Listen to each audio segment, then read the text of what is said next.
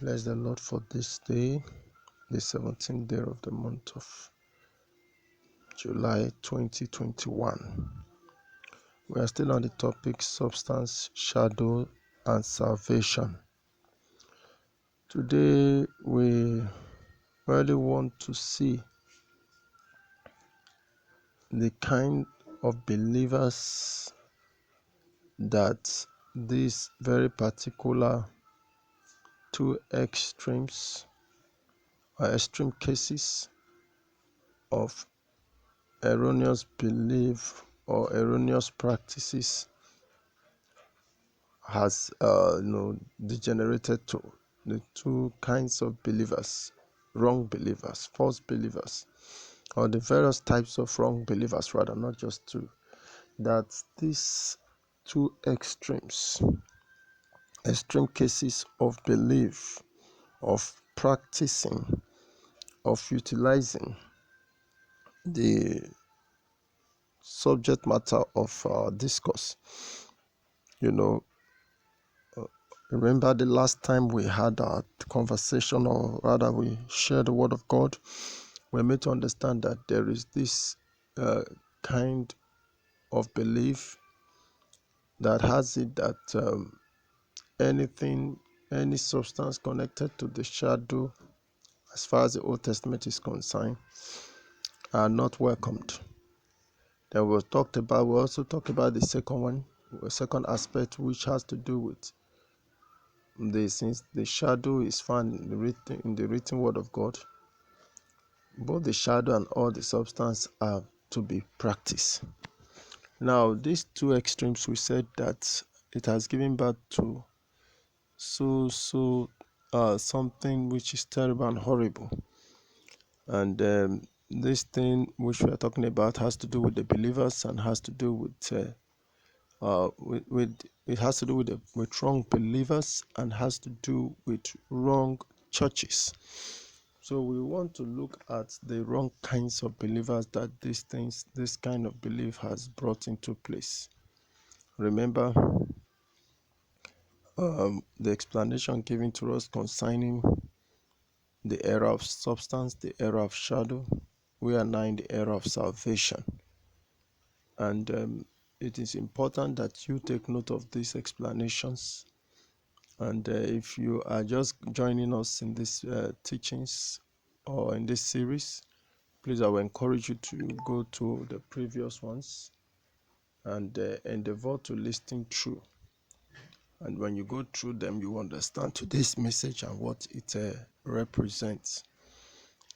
Having had that said, remember we talked about the shadows as the ceremonial rites to worship, purificational rites to worship, the various form of festivity and the rites that are involved in them during worship, and also talking about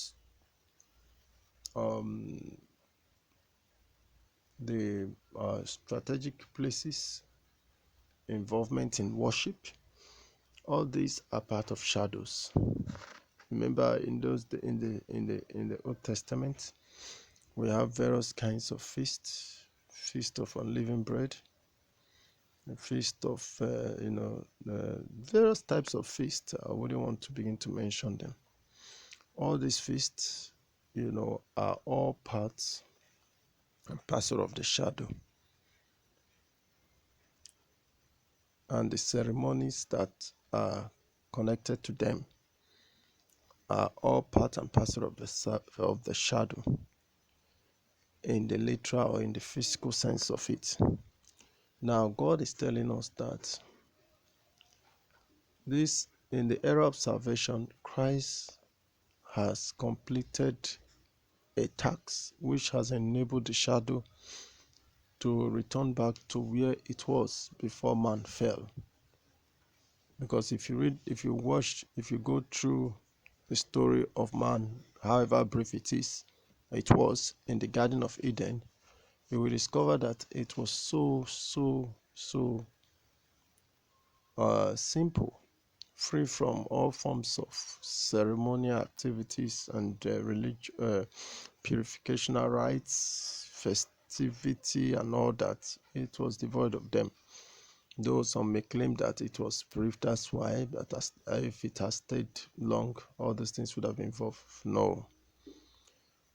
Every single day is a replica of the strength and the might of God and the love and fullness of God, to the fullness of God's love towards humanity in that Garden of Eden.